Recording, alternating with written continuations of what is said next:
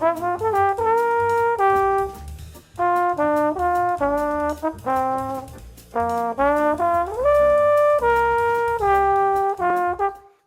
I'm Keith Hilson with the Schmidt Music Trombone Shop, back with another trombone review for you. And today I've got a model that we don't get in the shop a whole lot, specifically a BAC Paseo custom small bore tenor.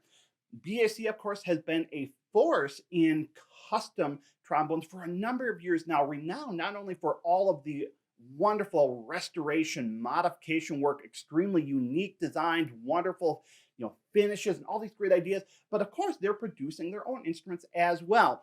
I've had a chance to play a number of their instruments over the years, have a chance to get to meet Mike Corrigan and his team down in Kansas City, but we don't get the BAC horns coming through the shop a whole lot. So when we had this really great used, I mean, really lightly used, but used BAC Paseo come through, I said, oh, I really have to grab a video with it. So I'm going to take a play on this so you can hear it in action, and then I'll talk about it afterwards. I'm going to be playing all of this today on my trusty BAC 7C.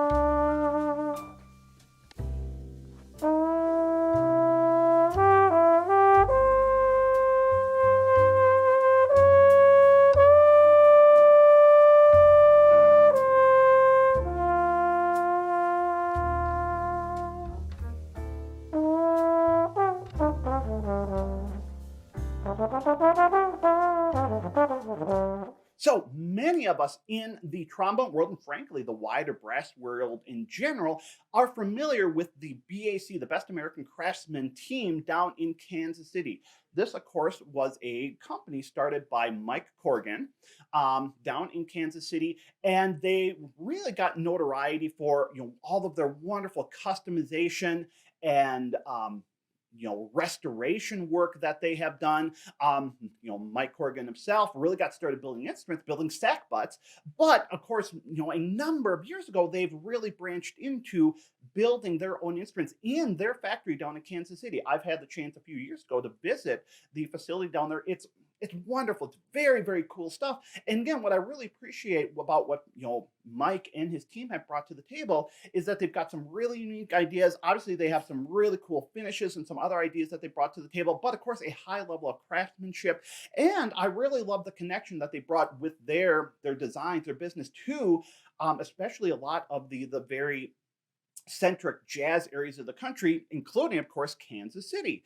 And so the Paseo line, which is one of their custom lines, is a part of that idea. The Paseo is a part of Kansas City. Those in the Kansas City know exactly what that means. And so these instruments, again, I've seen a lot of these out there from folks who are playing them. And this one, I think, is a really good example of that. So like the other Paseos, by the way, this is the Paseo W6. They have a couple different models. This model is based off of the classic Williams 6 bell mandrel. Very, very cool stuff. So this has got an 8-inch bell, one piece, yellow brass, hand hammered, of course, with all of the really great hand engraving that they do down in Kansas City. Standard yellow brass tuning slide with the classic loop that BAC is known for. One of the things that is interesting is that this has one of their carbon fiber hand slides. So there's a few folks in the country who have been doing carbon fiber. BAC is one of those. This has got one of their carbon fiber outer hand slides. This is a straight 508 bore. The standard W6 that they offer is a 500-508 dual. This is a straight 500 bore, nickel silver crook on the bottom. And how does this horn play? I've always liked the BAC horns a lot. There is a certain heft to it. I think a lot of the, at least in the past handful of years, a lot of the more popular quote unquote production model small bore tenors we've seen out there have been on the lighter side. And I'd mentioned, previously we've talked a little bit about the Marshall Gilks S.E. Shire's artist model and how that horn had a difference. It had a little bit more heft to the sound and response. It gave it a little bit different stability, a little bit different presence. This, the Paseo, very much reminds me of that as well. It definitely is a little bit on the heavy side. It's a fairly heavy gauge material. It actually balances really well in the hand. I think in part due to the carbon fiber. A lot of times instruments that have a little bit more gauge, a little bit more heft here, do tend to be a little bit bell heavy. This, again, the carbon fiber, I think it does a nice job of balancing, and it does balance a little bit easier in the hand.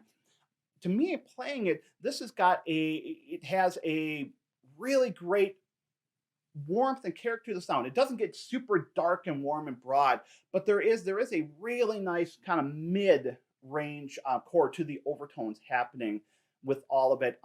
I really, really enjoy, sitting when I can lay back and just let the horn play.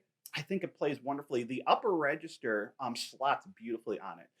Going through, up to the 12th partial, I thought everything locked in really, really well. I didn't have to change how I played it all. And again, I think it had a real sense of nimbleness up there.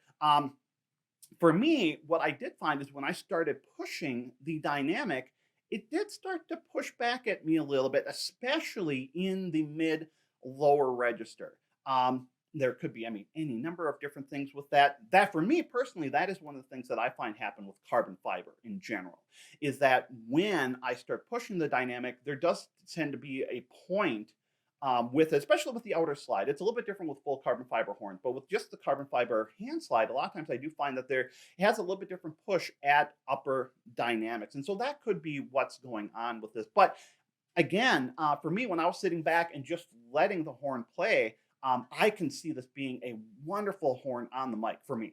And again, all of this is always what I'm experiencing. For me, again, if I have a mic sitting right there and if I can lay back and just let the horn do the work, boy, it played really, really nicely. Again, really great control. I felt like I had a lot of ease of play going through the different registers, the flexibility. One of the things I did really like is on Cherokee, I felt like I had really, really great balance of articulation, diction to the front of the playing there, but it still maintained a continuity to it. A lot of times, I struggle a little bit finding a setup that allows me to do that. Either you have something that has this really, really great connection, but it starts to sound really muddy and confused, or you have an instrument where you can get a real sharp pop out of every single one of the articulations, but it gets a little bit too disjunct. I have a hard time connecting phrases.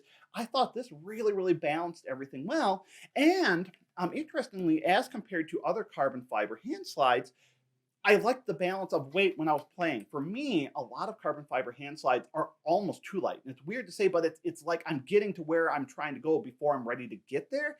This is balanced with that. And again, is it the exact thickness of the carbon fiber they're using? Is it the fact that they're using a nickel silver crook on the bottom, or they've got the brass grip here that's giving that a little bit different weight and balance? I'm not quite sure, but I did really appreciate it, especially in that kind of setting.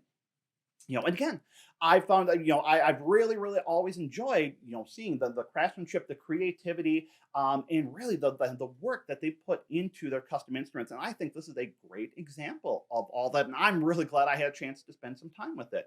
I hope that you enjoyed the chance to get to hear a little bit about it, hear my take on it anyway. If you have any experience with the BAC horns, if you have one, or if you've heard folks, people who have them, please feel free to leave those in the comments.